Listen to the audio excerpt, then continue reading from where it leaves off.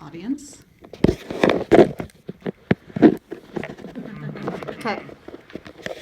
Okay, thank you for coming tonight so you can hear me speak about whatever it is I'm going to tell you. Well, here's what I'm going to tell you. Well, let me first introduce myself. My name is Desmond Williams, and we're going to discuss, or I'm going to inform you on the process of GMOs, or genetically modified organisms, or what most people are calling them now, GM foods. Now, I want you to think back to the old cliche.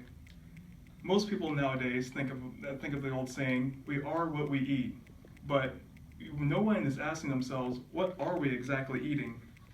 Well, we're going to examine what GMOs are and how the technology is started. We're going to cover when GMOs has evolved through the years, and what choices can we make from non-GMO products to GMO products. So let's start with the beginning. What are GMOs? According to lifescience.com, or the WHO, World Health Organization, well, not the band, a genetically modified organism, or GMO, is an organism that has DNA altered from one species to another, well, in cases of altered DNA from bacteria, viruses, animals, to plants.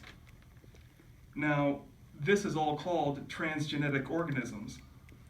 Now, let's go back to the history of what GMOs, or how GMOs started in humanity.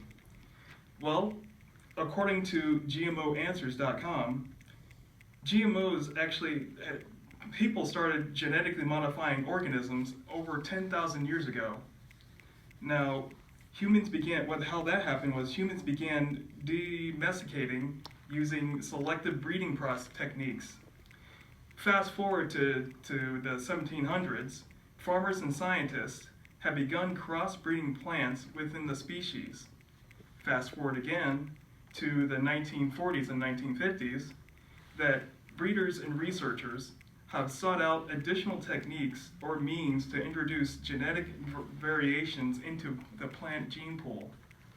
And fast forward again to the 1980s, researchers developed the more precise and controllable methods on genetic engineering and to create plants with desirable traits. Now, going up to the 1990s, the first GMOs were introduced into the market around that time. Now, excuse me here. Now, what does that mean for today's society? Well, in today's society with huge corporations and with highly advanced modification techniques, here are basically the short list of which kind of companies are using GMO products or GMO technologies today. Campbell's, Cargill, Coca-Cola, ConAgra, General Mills, Heinz, Kellogg's, Kraft, and none other than Pepsi corporations. Now, you begin to ask yourself, what are the government regulations to GMO products? Well, there are no regulations to GMO products. In matter of fact, according to the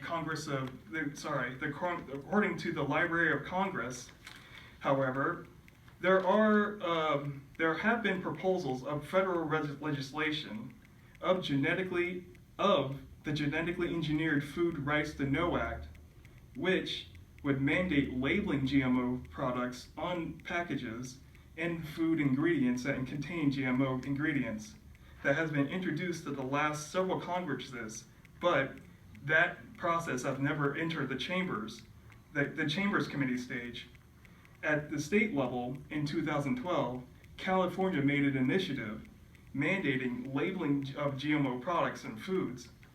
The same goes for 2013 of Washington made an initiative to making those same progresses in the state legislature. However, both those initiatives have failed.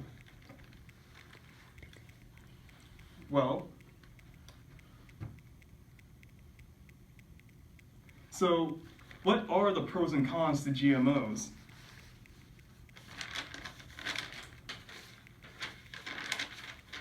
Here are the pros. Scientists who genetically engineer seeds for many reasons.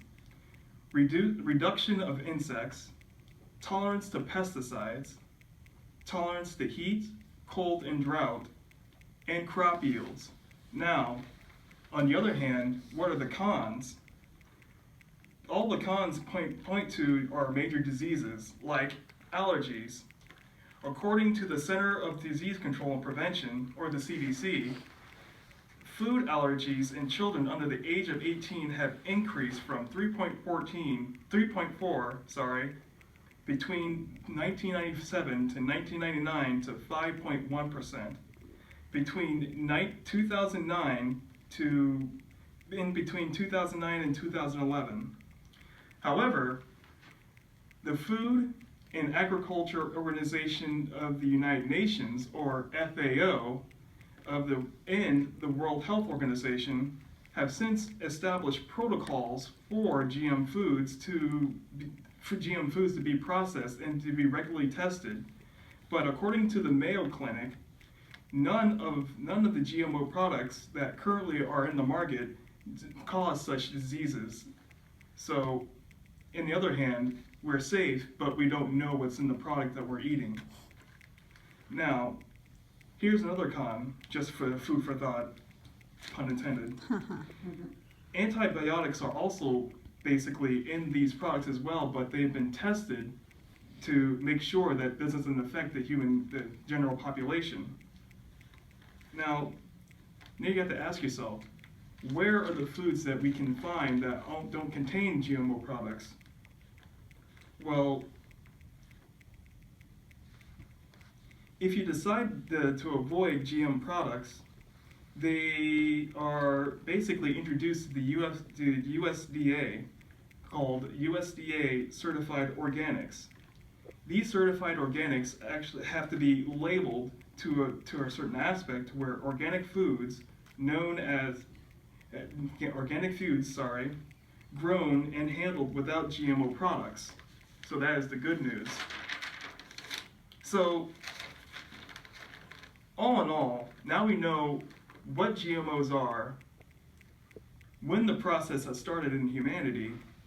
Now, I want you to make the decision on how you make a decision for you and yourself and your family on what you can do to avoid GMO products, or you decide to take the route of eating GMO products. So I'd like to thank you for your time and your precious time here, so you can go to your family, so you can research more on GMOs. And thank you, and you guys have a good night. Everybody's still here. Yay!